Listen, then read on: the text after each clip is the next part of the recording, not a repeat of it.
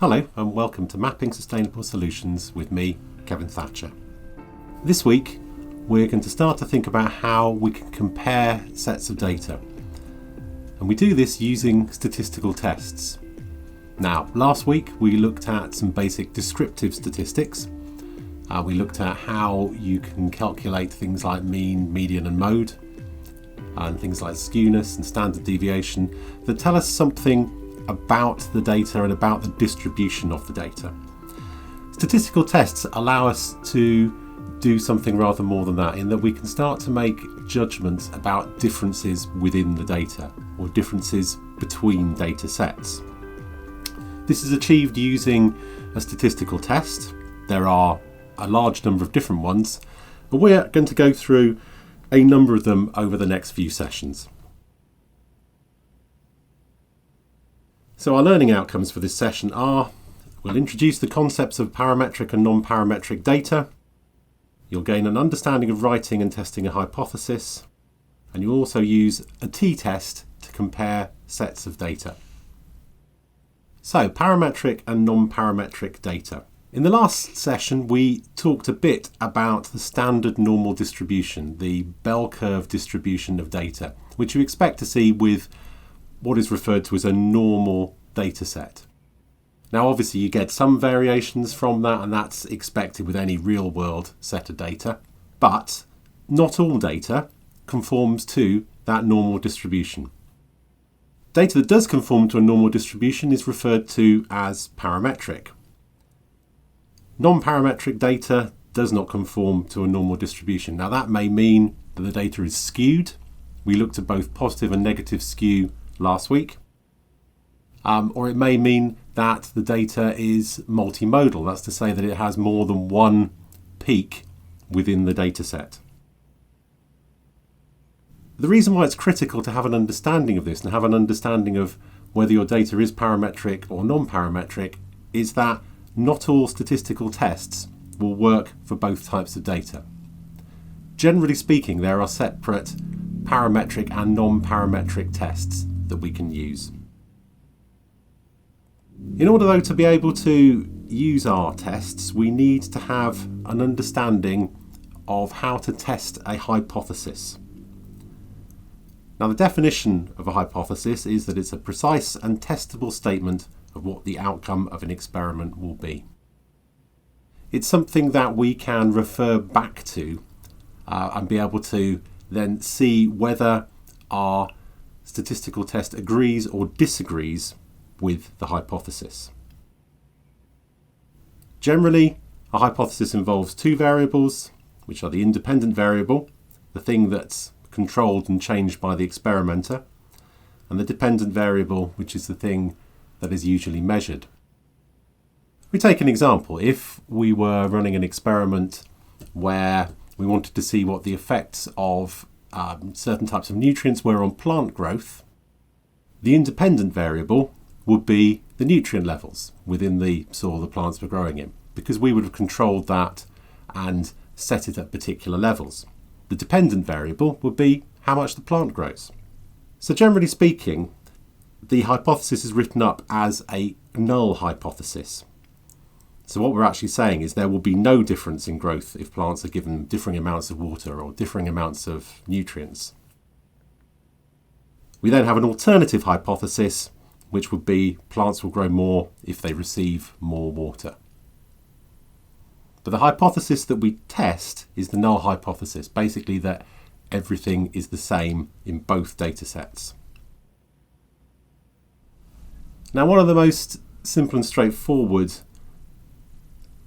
statistical tests for testing two sets of data is student t-test. And it's a method for basically comparing the sample means of two sets of data. So in simple terms, it allows the researcher to determine the probability that the two data sets are the same with respect to the variable being investigated. So the equation that actually is used for calculating the statistic, the t-statistic as it is called, is t equals x1 minus x2, that's the two sample means, divided by the square root of the standard deviations divided by the sample size of the two data sets.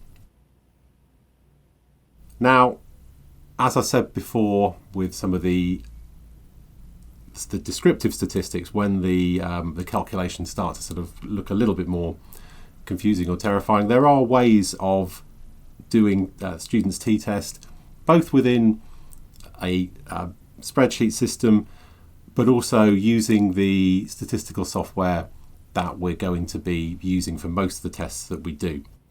So while it's useful to have an understanding of how the statistic is calculated, most of the time you will not actually need to calculate it by hand. So if we're going to have an example then to look at, let's look at this one, which is comparing the heights of students in two classes. So we've got just some height data there in centimetres for a number of students in class 1 and class 2. We've then calculated some basic descriptive statistics, so we've got the mean and the standard deviation values there. Now if you remember back to that equation for the t-test, we need both of those in order to be able to calculate it.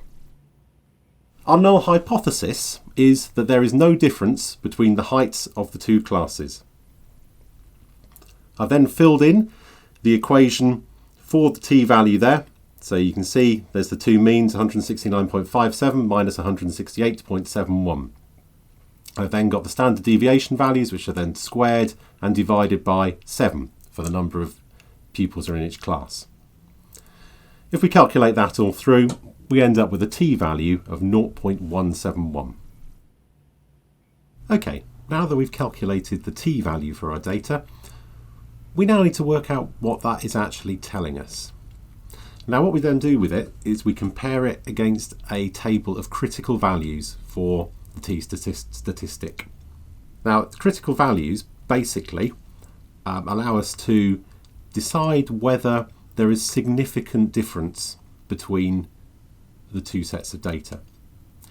And we can do this at a variety of different levels. You can see the significance level on the top there running from 20% down to 0.1%. Generally speaking, we will always take the value for the 5% level. If you remember back to when we were looking at the standard normal distribution, 95% of the data was expected to sit within 2 standard deviations of the mean. So consequently, anything that sits outside of that in terms of our analysis, we can say would show a significant difference. The other thing we need to know for this as well is our degrees of freedom. Now in this case, degrees of freedom is equal to the sample size of both groups minus 2. In this case, that would make degrees of freedom 12 because we had 14 original samples. We'll use the 5% significance level for degrees of freedom 12. Now you can see the highlighted value on the screen there of 2.179. To be significant, our t-value would have to exceed the value we have from the critical table. So t-value 0.171 is lower than the critical value, so we can conclude there is no significant difference between the two samples. In this case, this means that we accept the null hypothesis that there is no difference between the heights of the two classes. So we've been able to take our data, put it through a relatively simple bit of analysis, and come up with a conclusion based upon the hypothesis that we produced at the beginning. So, reviewing our learning outcomes at this point, we've introduced you to the concepts of parametric and non-parametric data, and we've looked at how to write and test a hypothesis. We've started looking at how to use a t-test to compare sets of data, and we will next be going on with the tutorial to then look at how we can actually calculate that using a spreadsheet system, and also we're going to look at a piece of statistical software as well. Finally, we've got the references for today, and that just references the data set that we've used and shows you where you can download it.